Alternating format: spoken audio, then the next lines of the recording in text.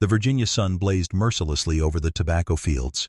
Heat shimmered across the plantation yard, bending the air itself into waves. Dust clung to every surface, from the wooden steps of the main house to the cracked lips of the slaves forced to labor in silence. On this day, like any other, thirst ruled over them all. The well, dark and deep, was the only salvation. Inside the plantation house, the family gathered. The master, weary from counting tobacco barrels, his wife dabbing sweat from her neck with a cloth, children, restless and flushed from the heat. A servant carried in a pitcher of water drawn fresh from the stone well outside. Beads of condensation slid down its sides, glistening like jewels in the candlelight. Glasses clinked, water poured. A sound so ordinary, so innocent, it barely registered, until the first sip was taken. The master's eldest son set his glass down. His brow furrowed.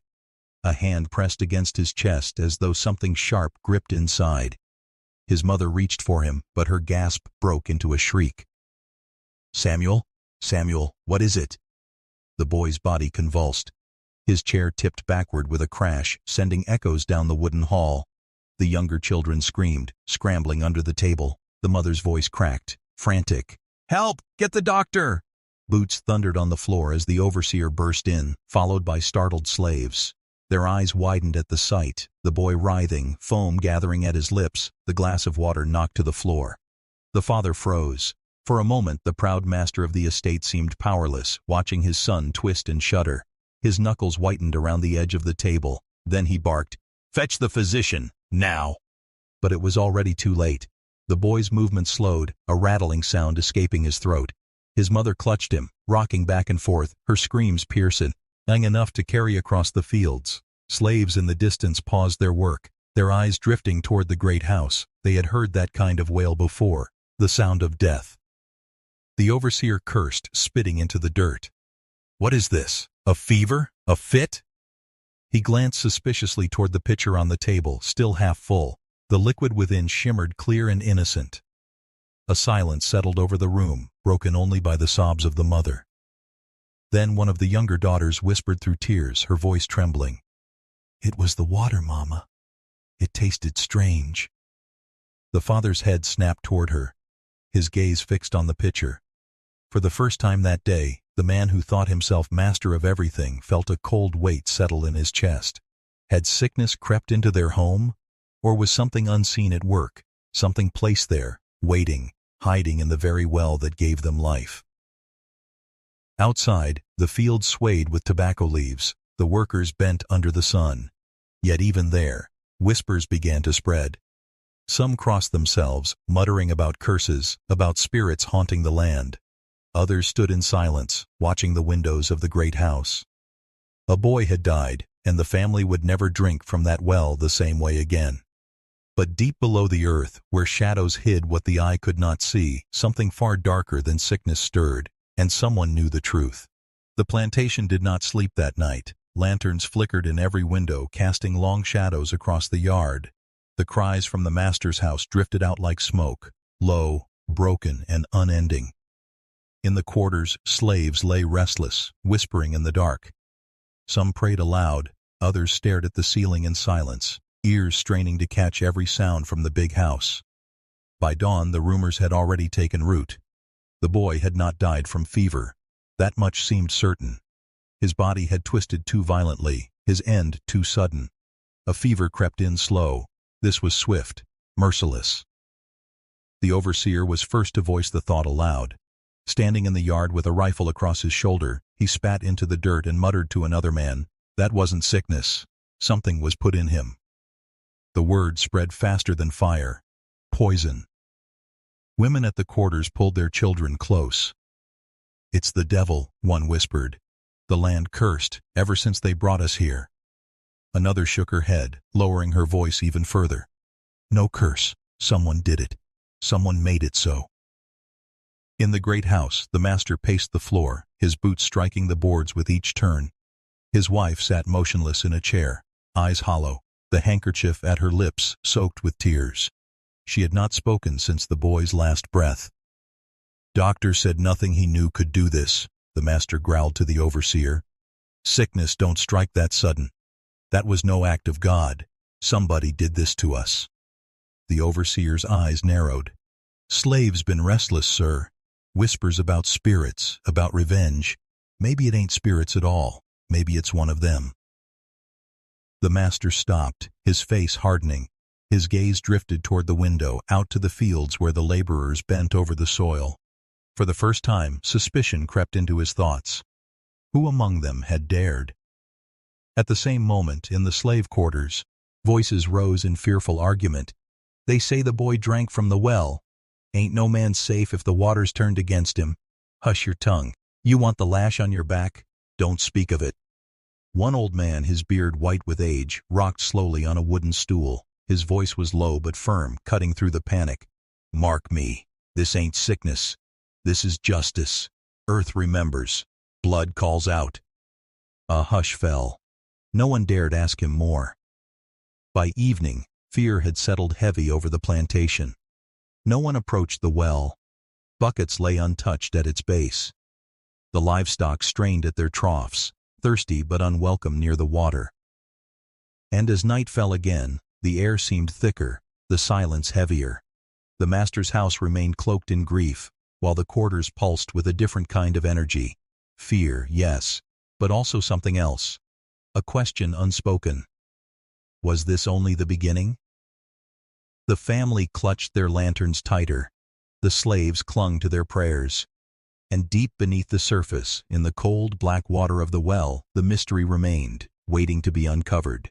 By the time the boy was buried beneath the hot Virginia soil, the whispers had already sharpened into a single name, Noah. He was not the loudest among the slaves, nor the strongest. He was quiet, deliberate, a man who seemed to carry silence on his shoulders like a second skin. While others spoke in murmurs at night, Noah listened. While the overseer barked orders, Noah's eyes never strayed from the task, though inside, they burned with a fire no lash could extinguish. No one knew the exact day he had been dragged onto the plantation. Some said he came from the coast, ripped from a ship's belly like so many others. Others whispered he was Virginia-born, his body marked not by ocean chains but by years of American soil. Whatever his origins, Noah's life was measured in tobacco leaves, planted, tended, cut, bundled, an endless cycle of sweat and submission. Yet Noah was no ordinary field hand. He noticed things. He saw how the master trusted the well water above all else, how the family drank it with blind certainty, day after day. He watched how the slaves were forced to drink after them, never questioning the source. He memorized the habits of the house, the hours of the overseer, the patterns of the doctor's visits. When Noah worked, his hands moved, but his mind wandered. Memories of cruelty fed his thoughts, the sting of the whip, the humiliation of standing bare under another man's gaze, the screams of friends and kin dragged away in chains. The overseer once sneered, "That one don't break no matter how you crack him." He was right. Noah bent under the sun but did not bow inside. In the slave quarters, some feared his silence. "That man's eyes too sharp," one muttered. "He's seeing things we don't." Another nodded, whispering, "He ain't just working, he waiting." And perhaps they were right. Noah's silence was not emptiness, it was gathering. Every insult, every lash, every hunger pang stored inside him like tinder, waiting for the smallest spark.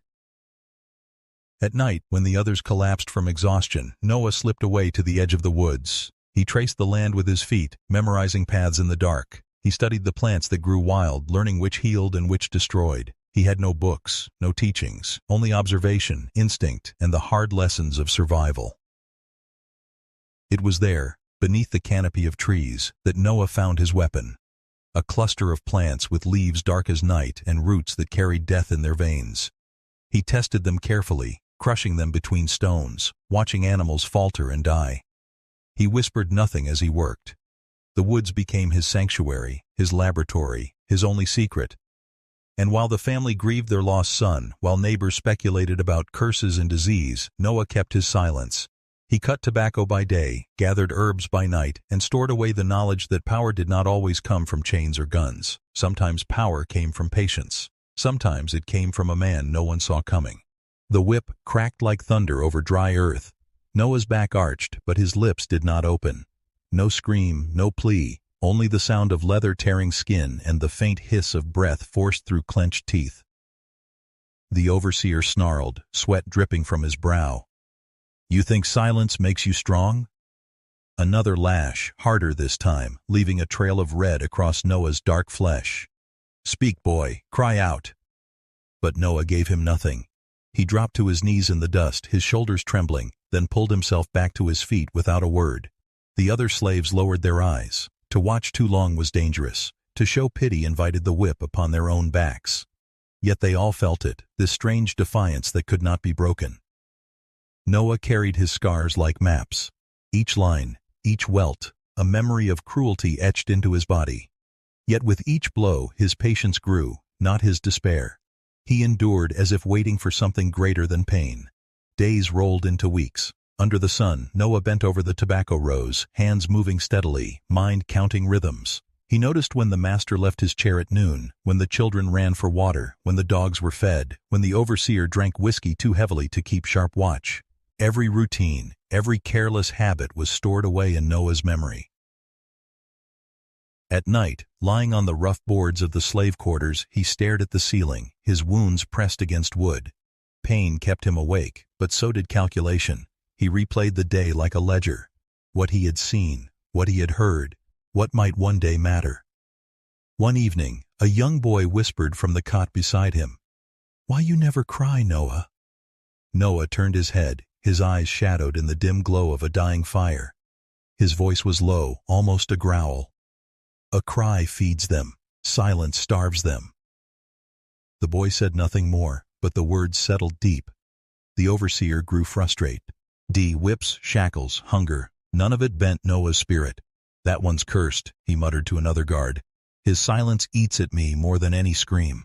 And so Noah became both feared and underestimated, feared because he would not break, underestimated because he seemed to endure endlessly, a man of labor and little else. They thought silence was weakness, they mistook patience for surrender, but inside Noah, the silence was a forge. Every lash was a hammer, every insult, every indignity, every stolen moment of freedom was another strike upon the anvil of his soul. The fire inside him grew hotter, sharper, shaping itself into something the overseer could not see. The well stood at the edge of the yard, its stone rim cool even in summer. The family drank from it daily without thought. Noah passed it often, carrying buckets, his eyes never lingering too long. But in his mind, it had already become more than a well. It was a gate, a weapon, a place where patience might one day become power. And so he waited. Quiet. Bleeding. Watching. Enduring not just to survive, but to strike when the world least expected. The whip had not broken Noah, it had sharpened him. It began with a spark, so small, so quiet, that no one else could see it. For Noah, it was not born in a single moment, but in a chain of them. The whip, the hunger, the stolen kin, the boy's broken cries in the night. Each injustice became fuel, each memory, a coal, and in the silence of his mind, a fire caught. He knew he could never raise a blade against the overseer. A knife would mean swift death, a musket even swifter. The plantation was an iron cage, and every slave knew its rules. Escape was nearly impossible, rebellion meant slaughter. But Noah had something rarer than weapons. He had observation. One morning, walking the wood's edge to collect firewood, his eyes caught a patch of wild plants. Their stems twisted unnaturally, their leaves carrying a deep, almost oily green. He crouched and broke one between his fingers. The smell was sharp, bitter, like rot and smoke combined. He rubbed the juice onto a stone and watched as a beetle crawled across it, twitched and lay still. Noah's breath slowed, his hands closed around the plant as though fate itself had placed it there. Days later he tested further. A rabbit trapped near the edge of the field nibbled a root he had prepared.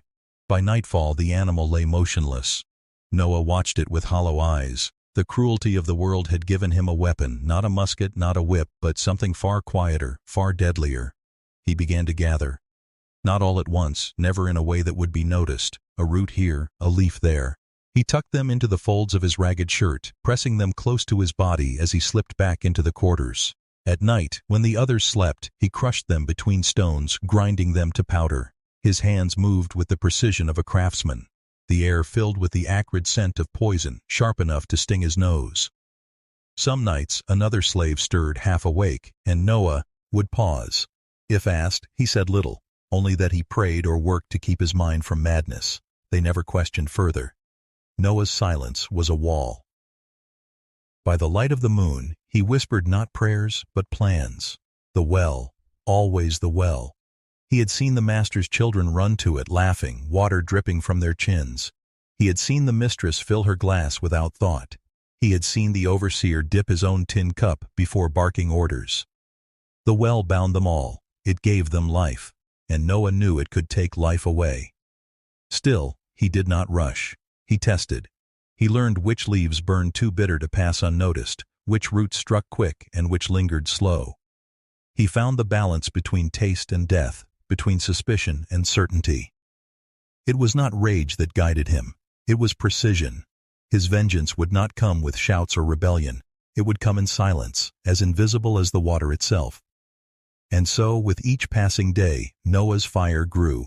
The spark had become a plan, and the plan had only one end: the well, and the family who drank from it without fear.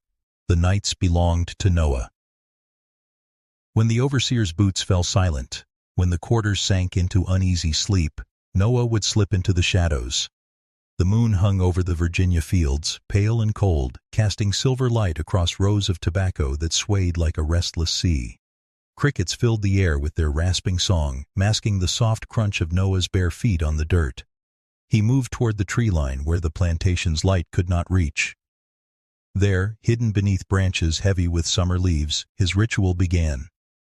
From beneath a rotting log he retrieved a pouch made of scraps of cloth and hide, stitched together by his own hand. Inside lay his treasures: roots, leaves, powders, fragments of plants that carried death in their veins. Kneeling on the ground, Noah arranged them with care. His fingers worked slowly, deliberately, as if each movement carried meaning. He ground roots into dust with stones worn smooth by use. The air filled with a pungent scent, earthy, bitter, sharp enough to sting the back of his throat. Some nights, he whispered. Not prayers, not songs, only fragments of memory. Names of those lost. His sister, sold south. His friend, whipped until his breath broke. The boy who asked him why he never cried. Their voices lived in his silence, and in these moments, the silence became a vow. One night, another slave stumbled upon him. A young girl sent to gather kindling saw the faint glow of fireflies and followed, curious. She froze when she saw Noah crouched in the dirt, grinding roots. "Noah, what you doing?" she whispered, eyes wide. Noah looked up, his face half hidden in shadow. He did not smile. He did not explain. His voice was low, measured. "Go back. Forget you saw." The girl hesitated, then nodded and fled. She never spoke of it again. Fear and respect bound her tongue tighter than any lash could. By day, Noah remained the salted, silent worker. He bent over tobacco leaves, sweat dripping, muscles taut. He carried buckets past the well, never letting his gaze linger. But inside, the plan pulsed like a heartbeat. Every evening was preparation. Every night, another step closer. The poison was ready, hidden in his pouch. He tested its weight in his hands, feeling the powder shift like sand. He imagined the sound of water swallowing it whole, imagined the ripples spreading through the depths. But he did not act. Not yet. Timing mattered more than rage. A single misstep, and suspicion would fall upon him. He needed silence. He needed precision. And so he waited, night after night, preparing and watching. His ritual became a rhythm, as steady as the whip had once been, as steady as the overseer's commands. Grind, gather, whisper, hide. No one knew. No one suspected. To the master, Noah was another shadow in the field. To the overseer, he was a body to command. To the other slaves, he was a man of silence, perhaps touched by something darker than fear. But to himself, Noah was no longer only a slave. He was a weapon, sharpened in secret, honed by patience, and waiting for the moment when silence would finally strike. The well stood at the edge of the plantation yard, its stone rim worn smooth by years of hands and buckets. To the master's family, it was life itself. To Noah, it had become something else, a doorway. He had watched it for months. He knew the times when the family drew water, when the children ran laughing to dip their cups, when the mistress ordered a servant to carry pitchers into the house. He knew the overseer's habits, his morning drink after barking orders, his evening wash of dust and whiskey. He knew the slave's turn came last, always with buckets scraped from what remained. Noah studied the rhythm like a hunter studies prey. Every sip bound the household to that well. Every swallow was trust, and trust, Noah thought, was the perfect blind spot. At night, as he lay on the hard boards of the quarters, he imagined the sound, the pouch slipping into the black water, the powder dissolving, the ripples spreading unseen. He imagined the family raising glasses to their lips, unaware. He imagined silence finally finding a voice in their gasps, their convulsions, their cries. Still, he did not rush. Rage would have thrown the poison in long ago. But Noah's vengeance was not rage, it was patience sharpened into a blade. One humid afternoon, as he carried buckets past the well, he paused for a heartbeat. Sweat stung his eyes, but he looked down into the darkness below. The water glistened faintly, a mirror to the sun above. It was deep, still, indifferent. A fellow slave, old and bent from years, saw him linger. "Careful where you stare, Noah," the man muttered. "That well don't forgive no secrets." Noah said nothing. He simply lifted the bucket and walked on. In his mind, the well was already chosen. The woods had given him his weapon. The lash had given him his patience. The well would give him his justice. But justice required timing. He could not act when suspicion lay heavy from the boy's death. The plantation was still tense, the master watching his slaves with sharper eyes. Noah waited, blending into silence, his expression as blank as the fields themselves. When neighbors visited, whispering about curses, Noah was there, eyes downcast, back bent. When the overseer grumbled about disease, Noah carried tobacco bundles without a word. Every day, he fed the illusion, a silent, broken man. Every night he nurtured the truth, a weapon in waiting. And then one moonlit night, as the quarters settled into restless sleep, Noah sat upright on his cot. He reached beneath the boards, his fingers brushing the pouch he had hidden. The powder shifted within, light as ash, deadly as fire. His breath steadied. His eyes turned toward the window, where the silhouette of the well stood in the distance, silent and waiting. The time was coming. Soon the plantation would learn that silence did not mean surrender. The well would speak for him. The night was heavy with heat. Crickets sang in the grass, owls called from the trees, and the fields shimmered with the ghost of moonlight. The plantation slept, but Noah did not. He rose from his cot in silence. Every board creaked like it wanted to betray him, but the others were too exhausted to stir. Men and women lay sprawled, their breathing ragged, their dreams chained to labor, waiting at dawn. Noah slipped outside, the air thick with the smell of tobacco leaves drying in the sheds. The pouch rested in his hand, small, ordinary, yet it seemed to pulse with weight. He had ground the contents fine, like dust, death disguised as powder. He tightened the string, slipped it into his pocket, and began to walk. Each step toward the well was measured. He stayed in the shadows, listening for the hounds, for the overseer's drunken shuffle, for anything that might break the cover of night. But the yard lay still, wrapped in a hush deeper than any prayer. The well stood like a sentinel at the edge of the clearing. Stone, rope, bucket. A circle of darkness cut into the earth. Noah placed a hand on its rim, the cool stone biting against his skin. He leaned forward, peering into the endless black below. It was silent down there, silent and waiting. He pulled the pouch from his pocket. His hand trembled just slightly. This was no longer planning. This was no longer imagining. Once the pouch fell, there would be no undoing. No turning back, he whispered to himself, voice rough, almost foreign. He loosened the knot with his teeth, let the powder trickle into the palm of his hand. For a moment he held it under the moonlight, pale specks of death, glinting like silver dust. Then, he opened his hand over the well. The powder slipped through his fingers, carried down on the faintest breeze. He watched as it vanished into the darkness, disappearing without a sound. He lay, yet the pouch follow, the small thud swallowed instantly by the depth below. A ripple spread across the unseen water, invisible, silent, certain. Noah drew the rope up, dipped the bucket down, let it splash, then raised it again. He swirled the water gently, ensuring the poison mixed, dissolved, disappeared into the life source of the house. He tipped the bucket back in, leaving no sign. And then he stood there, listening to the night. His heartbeat was thunder in his ears. His palms were wet. The well was silent again, as if nothing had happened. But Noah knew. In the morning, the family would draw their first drink. They would fill their cups. They would trust the well, as they always had. And the well, his well, would betray them.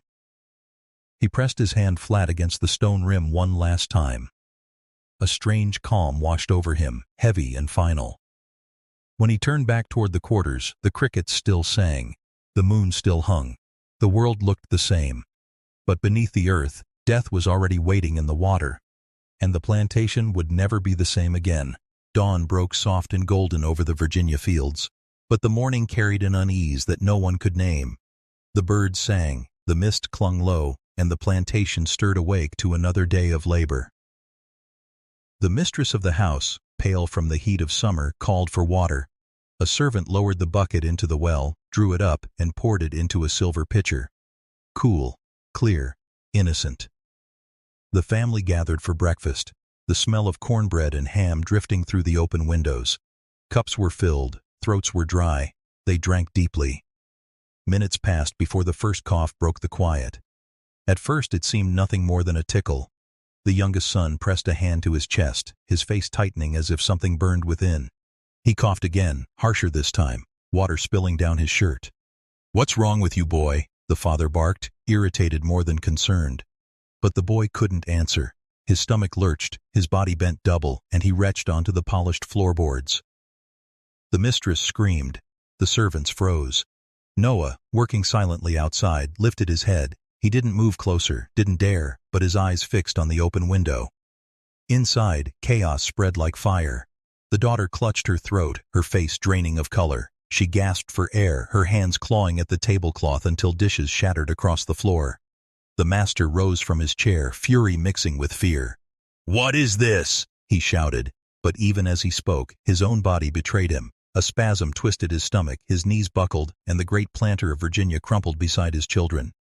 Voices filled the room, servants crying out, chairs scraping, the mistress praying aloud, begging God to spare her family. Yet the sickness moved swiftly, without mercy, leaving its mark on each who had lifted a cup. Noah stood in the yard, heart hammering, sweat cold, on his brow. He heard every scream, every sob. His hands trembled, not from regret but from the weight of what he had unleashed.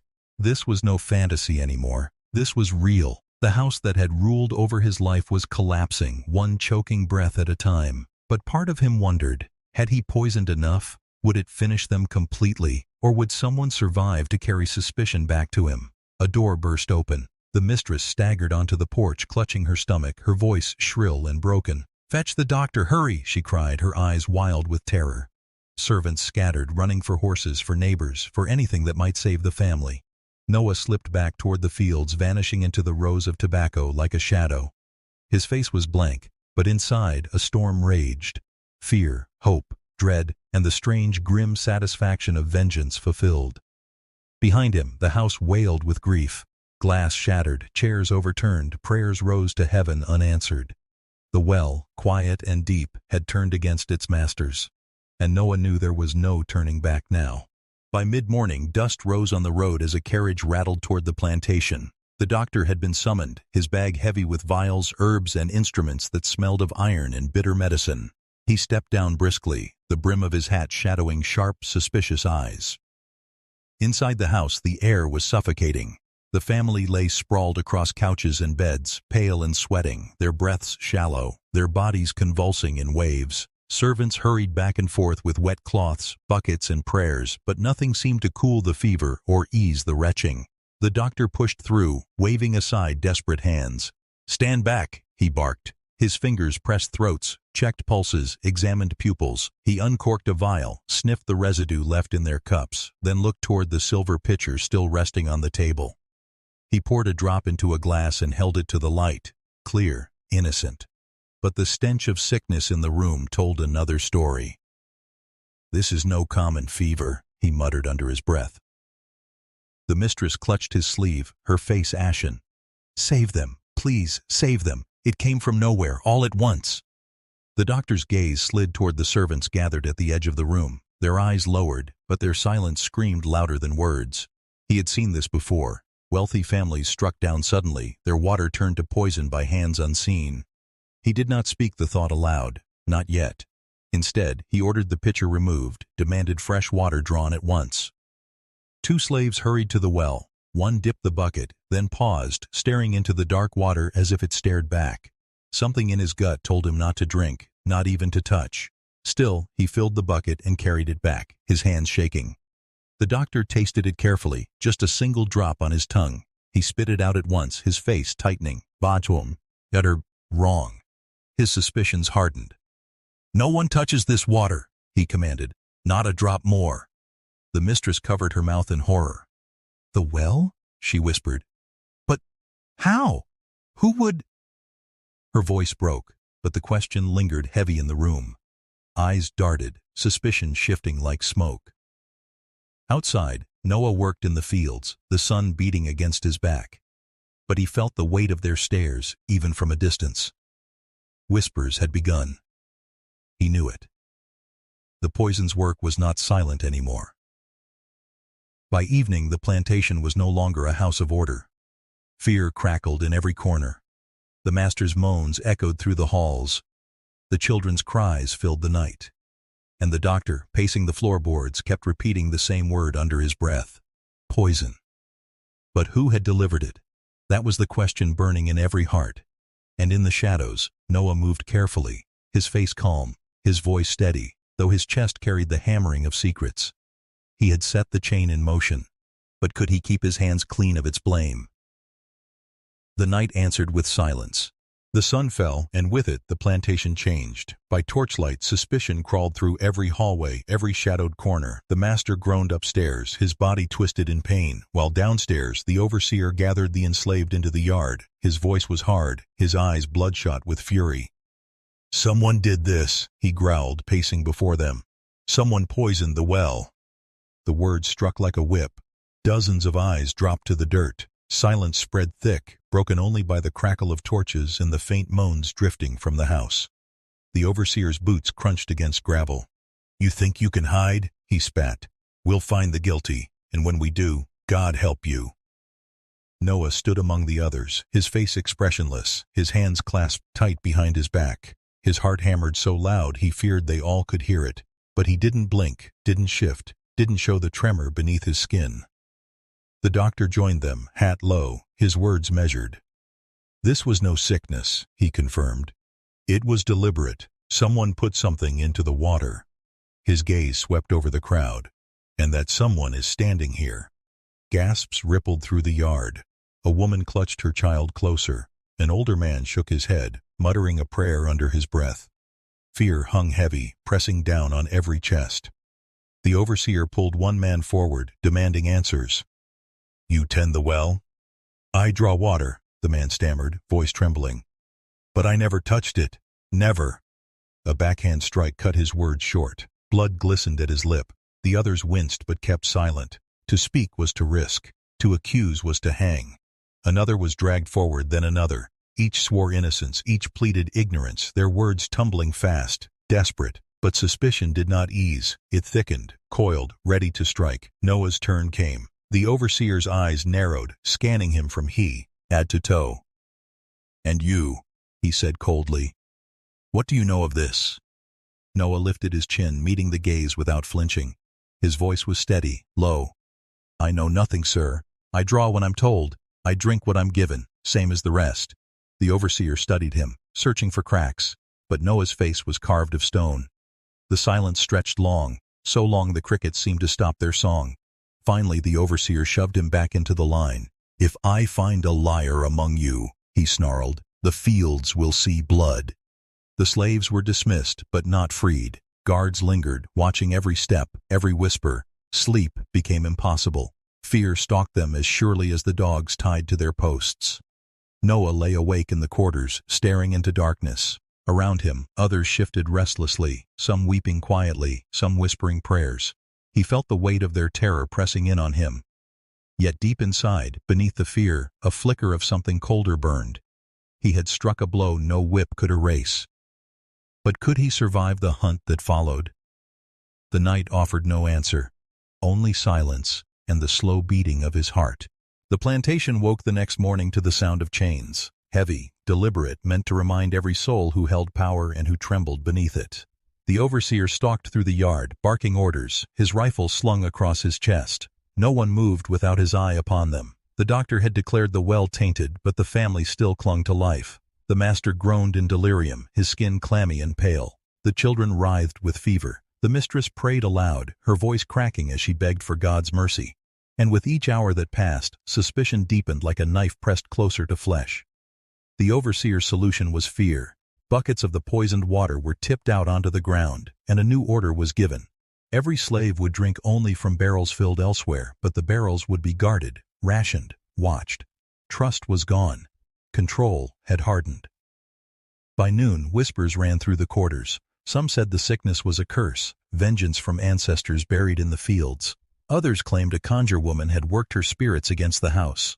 Rumors swirled like smoke, giving the enslaved a thin veil of hope. Maybe this wasn't human hands at all. Maybe God himself had turned against the masters. But the overseer did not believe in curses. He believed in punishment. That night, he ordered a fire built in the yard. The slaves were gathered around it, their faces lit by the flames, their shadows long and trembling against the cabins. The overseer strode before them with a length of rope, coiling it and uncoiling it, letting the fibers creak. "One of you is guilty," he shouted, his voice cracking through the night air. "And until I know who, you'll all feel the weight of this rope." The threat hung heavy, choking the crowd more than smoke. Mothers clutched their children, men kept their eyes to the dirt. Noah stood still among them, too, firelight flickering across his face. He felt the rope's meaning, its promise of earth and silence, yet he didn't flinch.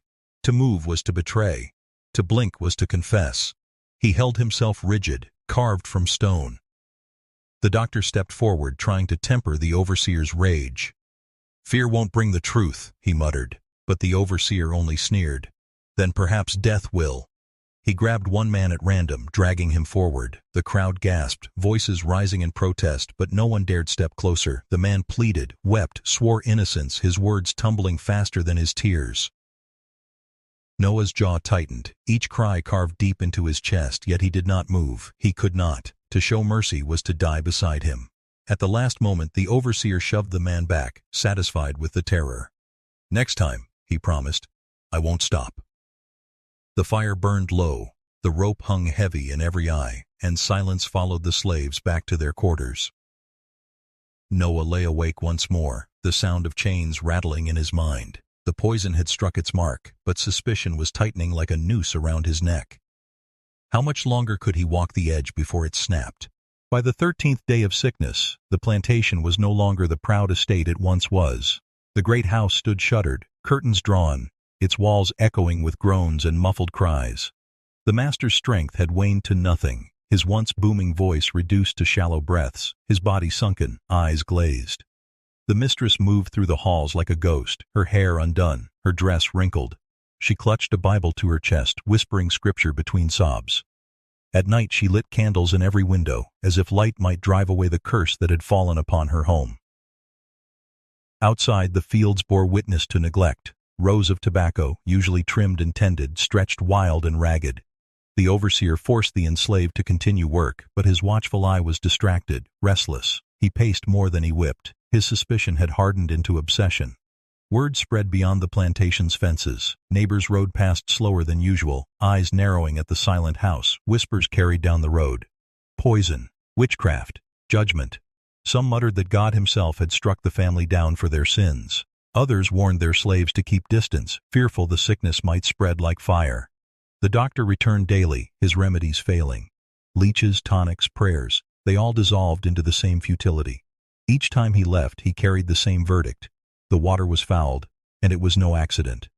The overseer gathered the slaves once more, his rage burning hotter under the eyes of the neighbors. "They think us weak," he barked, pacing before them. "They think someone here dared to bring ruin on this house. I will not be shamed. I will find the devil who did this." Every face lowered, but every ear burned. Fear spread like roots underground. To be accused meant death, no matter innocence. Noah stood silent in the line, sweat running down his spine. Despite the cool breeze, his mind raced with the growing storm. The family was collapsing, the plantation's grip was slipping, yet danger pressed closer with every whisper, every narrowed gaze. In the quarters that night, voices murmured low. "It's justice," one man said, staring at the floorboards. "God's hand in the water." A woman shook her head. "God don't work like that. This was a hand of flesh. One of us did it." The room fell silent, eyes darting, suspicion growing like the overseer's rope. No one spoke Noah's name, but in the stillness, he felt the weight of their fear, their questions pressing closer. Meanwhile, in the great house, the master's breathing faltered. The mistress wept at his bedside, clutching his hand. "Who would do this?" she cried into the dim light. "Who would dare?" Noah, lying awake in his cot, whispered into the darkness, unheard by all but the walls. "I dared." The plantation groaned under the weight of secrets, each breath heavy with suspicion. And still, the well sat silent, its waters clear, its crime hidden in plain sight. But Noah knew time was running thin. The longer the master lingered between life and death, the more desperate the hunt for blame would become. And desperation was the most dangerous weapon of all. The air inside the great house had turned sour. Curtains stayed drawn, windows closed, as though keeping the sickness trapped within could prevent it from spilling out. The master lay still on his bed, his once broad chest barely rising, his lips cracked and gray. Each gasp of air rattled like dry leaves caught in wind. The mistress knelt beside him, her tears streaking down her face. She clutched his hand as though she could anchor him to the world, whispering words he no longer heard. Children whimpered in nearby rooms, their fevered cries cutting through the silence. The overseer stood in the doorway, hat in hand, his jaw tight. "He won't see another sunrise," the doctor said flatly, wiping sweat from his brow. "The poison's too deep. There's nothing more I can do."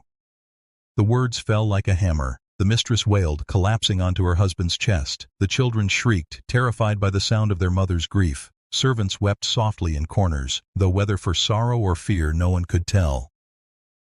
And Noah? From the fields he heard the cry, a long, broken sound that carried through the still summer air. He paused in his work, hands gripping the stalks of tobacco, heart pounding with a strange, heavy rhythm. This was the moment. The moment he had dreamed, feared, prayed for. By nightfall, the master's breath had slowed to nothing. His body lay stiff, eyes half open, a man who once commanded hundreds now reduced to silence. The mistress screamed for candles to be lit, for bells to toll, for neighbors to come. But neighbors did not rush with sympathy. They came with questions, with whispers of scandal. "Poison," they murmured. "A slave's hand. A curse upon the house." The overseer's rage boiled. His honor was at stake, his control slipping. That very night he gathered the enslaved in the yard once more. The fire roared higher than before, and this time a noose swung from the branch of a great oak. Its shadow stretched across the dirt, long and dark. "Your master is dead," the overseer thundered, his voice trembling with fury. "Poisoned like an animal. One of you is guilty, and I will have blood before dawn if the truth is not spoken." Fear rippled through the crowd. Mothers clutched children. Men swallowed hard, their eyes fixed on the dirt. No one dared breathe too loudly. The overseer's gaze swept over them, landing heavy on Noah for the briefest of moments. Noah's body went cold, but he held his ground, face carved in stone. To blink was to break. To tremble was to die. The silence stretched unbearably, broken only by the crackle of the fire and the creak of the rope swaying above. No one confessed. No one pointed. The overseer snarled, his patience unraveling. "Then I will choose." He stepped forward, grabbing a trembling man by the collar. The crowd gasped, voices rising in panicked pleas. The noose tightened, the oak loomed, and the line between life and death wavered in the torchlight. And Noah, heart pounding, knew the storm he had unleashed had finally broken loose. The fire burned high, its sparks scattering into the black Virginia sky. The noose swayed gently above the crowd, creaking with each shift of the wind. Fear hung thicker than smoke, suffocating every voice, every breath. The overseer dragged the trembling man toward the oak, his boots scraped against the dirt, his sobs breaking into desperate pleas. "Please, sir, please, I swear it ain't me. I never touched that water." His cries echoed, but mercy had no place here. The rope was tightened around his neck. The crowd of enslaved stood frozen, their eyes wide, their bodies stiff. Mothers covered their children's faces, but no cloth could hide the horror. Everyone was forced to watch, because that was the overseer's intent. "This is the price of silence," the overseer roared. "One of you brought poison into this house. If you won't give me the guilty, I'll take the innocent, and I'll keep taking until the devil himself cries out." He gave a signal. The man was lifted, his legs kicking violently in the firelight. Gasps and wails tore through the gathering, but no one moved forward. To resist was to join him. To protest was to die beside him.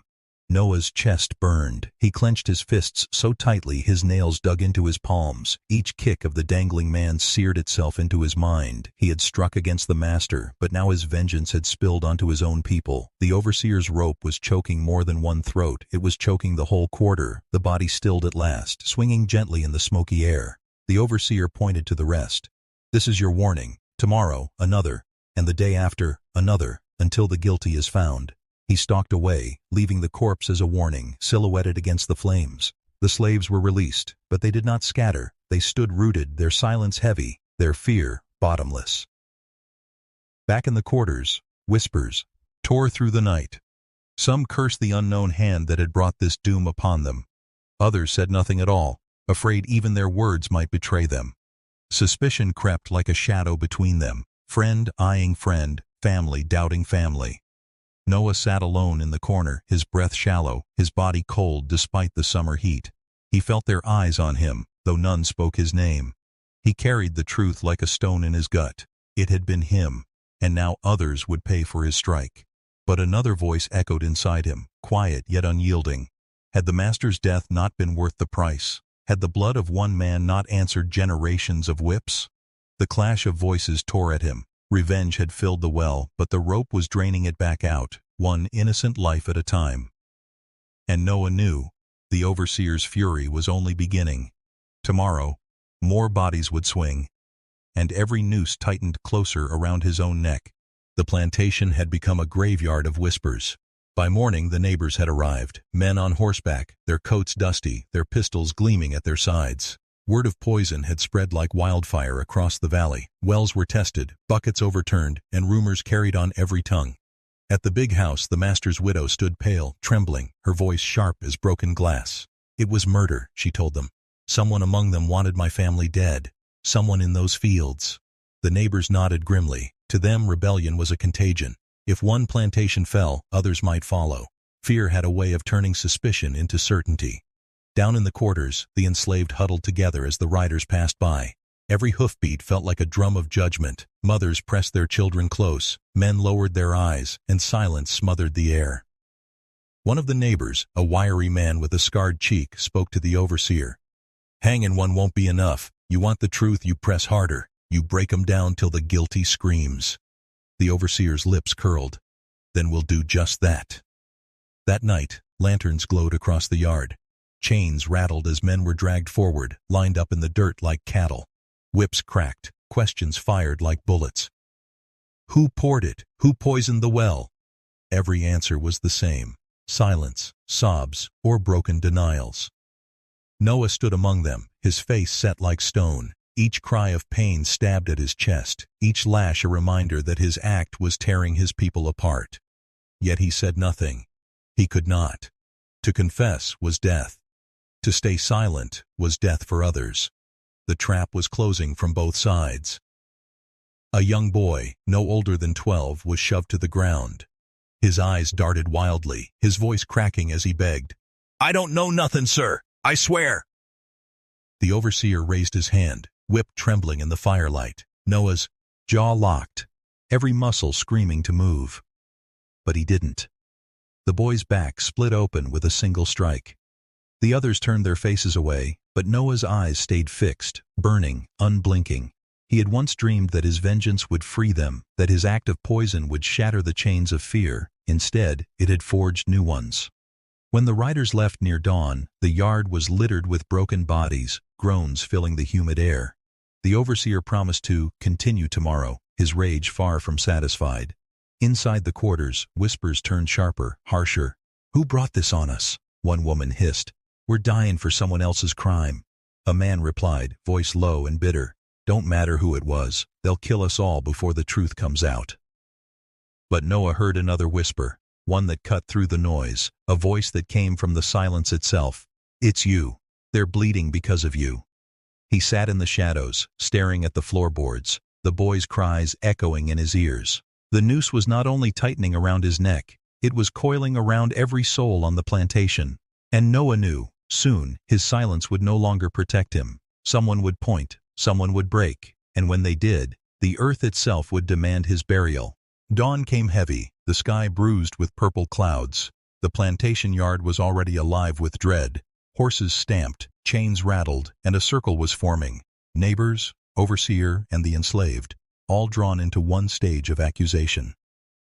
The master's widow stepped forward, her hands trembling but her voice sharpened by grief. "One among you murdered my kin," she declared, "and I will have justice before the sun sets." The overseer's eyes swept across the row of weary faces lingering on Noah. There was something in his stillness, in the way he never pleaded, never broke, that gnawed at suspicion. "Bring him forward," he barked.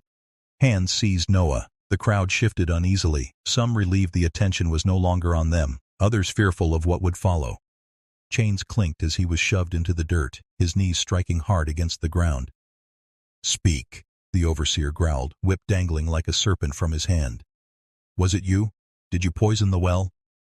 Noah lifted his head. Sweat streaked his face, but his eyes, dark, unflinching, met the overseer's. He said nothing. The silence itself became a weapon, a refusal sharper than confession. The scarred neighbor leaned in close, voice low but venomous.